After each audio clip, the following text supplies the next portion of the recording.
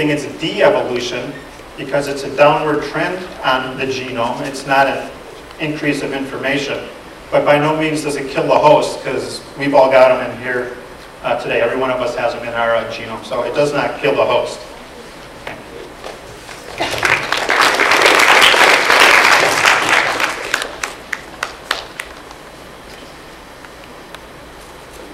The next question is for Bill. The question is, are there any scientific falsifications of evolution? Anybody think I answered that 3 times? Honestly, Joel, do you think? Of evolution? Yes. Oh, okay. Well, you can go back to my stone example. Did I say you can absolutely prove that it was the result of a design? No. I said it's the best explanation that requires the less faith. I wasn't there, Phil wasn't there, nobody was there at the beginning. You cannot completely falsify it. But here's an example that might benefit you. Suppose sounds like a North Florida storm. Suppose we're walking through Central America and I push a bush aside and I find a piping system, and this piping system has 60,000 miles of pipe.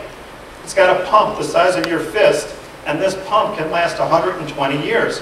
There's not one leak in this piping system. I go back to my university that's funding me, and I said, I found this fantastic piping system. It's amazing. I wonder who made it. Suppose my people who fund me said, no, no, no, no, no. We have to come up with an explanation that's natural for this piping system.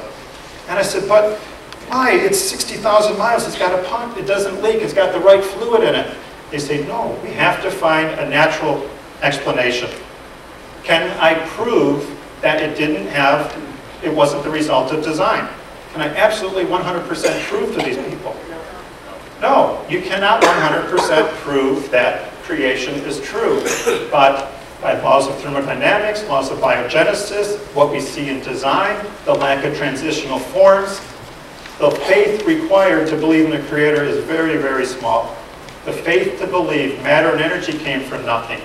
All of a sudden you got this energy and it filled the universe with a Big Bang. The Big Bang made stars. The explosions of the stars made the Earth, etc. I believe that takes much more faith. But I don't want to go too much because that's my closing statement.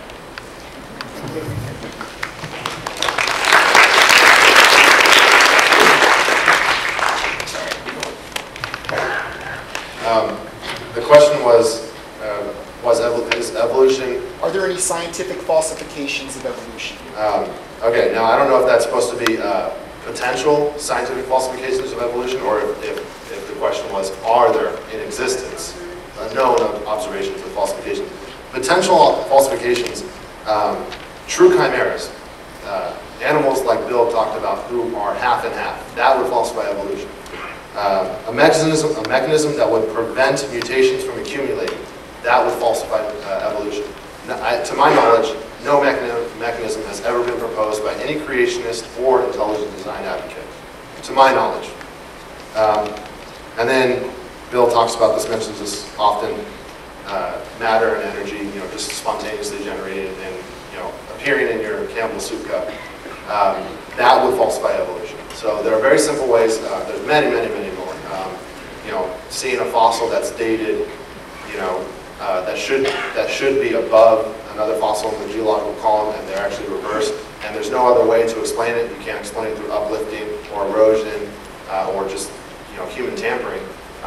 Those would be genuinely easy ways to falsify evolution if it were not true.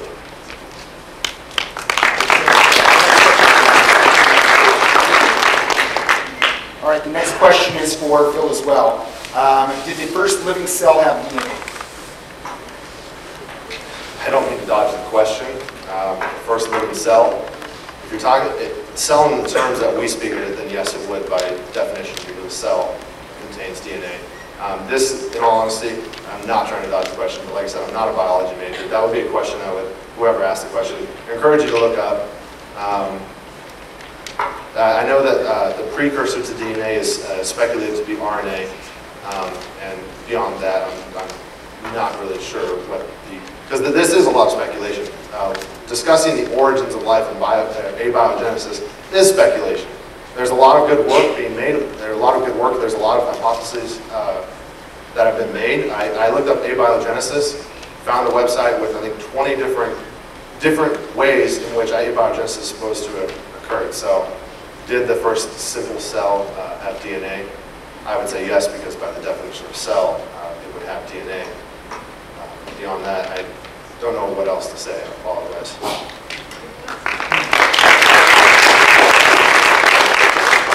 Once again, we agree. I would feel, based upon inductive logic, that everything alive today has DNA, so I would assume the first living organisms had DNA as well. But he brought up an interesting point. He said he found 20 different theories on how life began. People say how life began. Well, there's many, many different theories, but they only leave the one out that agrees with the law of biogenesis. I've seen these articles that say they came from pyrite, from the edge of a pond, from outer space that life began, but they never leave the one that agrees with the natural law of science. But talking about the first life, there's something I like to talk about. People talk about what are the odds of the first life happening by chance.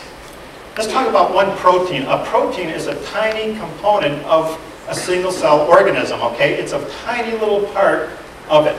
Let's see if a protein can happen by chance. Imagine an alphabet with 20 letters. Okay, there's your letters. There's 20 of them, too. You can count them. Too late. Imagine a word that's 400 letters long. What are the odds that you could guess my secret word? You got 20 letters to pick from. I got a word 400 letters long. Okay? The odds are 20 times 20 times 20 times 20, 400 times. That, if you know logarithms, most of us don't, is 10 to the 520th power. That's for one word. Now, proteins are amino acids. I'll go real quick. You've got 20 different amino acids to choose from. The average protein in you is 400 amino acids long. So, I know time is short. The odds of one protein in your body happening by chance is 10 to the 520th power to 1. That's a big number. How big is the number? If you got a stack of papers, you could go to the moon and back 500 times. One sheet of paper is 1 to the 520th power. And that's only one protein. That's not even life, ladies and gentlemen. That's not DNA. It's not a cell membrane. Or, actually, this one is, I should have changed it. The odds you'd win the California lottery 500 times in a row for one protein to happen by chance. And once again, that's not even close to life. So statistics shows that life could not have happened by chance. Okay, thank you. How much is pleasure?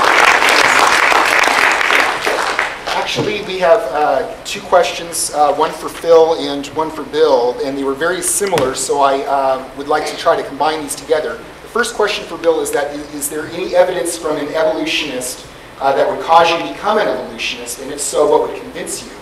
And then, likewise to Phil, what type of evidence would it take for you to stop believing in evolution? Okay, and I would be an evolutionist in a heartbeat. I have no agenda to be a Christian. I would save a lot of time, I would save money, etc. I would pursue other things, okay? So I don't have an agenda where this is my crutch.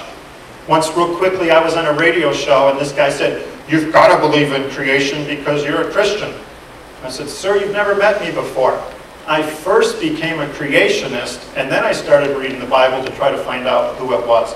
So what would falsify it for me? Seeing someone getting into the zoo for half price, a half man, half ape, half bird, half lizard. Tremendous amounts of evidence for that. Life popping up from non-life. Some kind of explanation for how an eye could happen by chance, an ear, a tongue, 60,000 miles of blood vessels. So there's many, many avenues that would cause me to falsify and give up my creation belief. But I just haven't seen it. I would give it up in a heartbeat. But my faith is not based upon pleasing mommy and daddy. It's based upon what I see to be as the truth of creation. And if you're a Christian here today, you've got to develop your own faith. And I think it's good to develop it on creation, not just to please other people.